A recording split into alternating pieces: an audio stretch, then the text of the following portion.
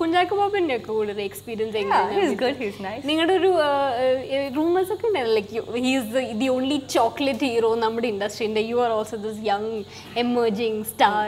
അപ്പം what was that combination like? Is good, നല്ലൊരു കോ ആക്ടറാണ്, ഒരു കംഫർട്ട് സോണിലുള്ള കോ ആക്ടർ.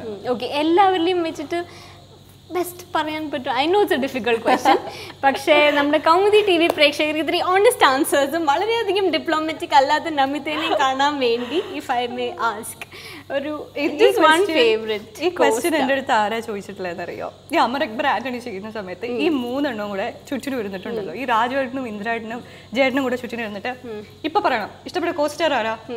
അപ്പൊ ഞാൻ പേര് പറയുമ്പോ വാടാ പോവാം, അത്രേ പറയുള്ളൂ. ആ ഒരു ഇതായിരിക്കും. കോസ്റ്റാർ എന്ന് പറയുമ്പോൾ ദിലീപേട്ടനുമായിട്ടാണ് ഞാൻ ഏറ്റവും കൂടുതൽ സിനിമ ചെയ്തിട്ടുള്ളത്. ദിലീപേട്ടൻ എൻ്റെ നല്ലൊരു കോസ്റ്റാറാണ്.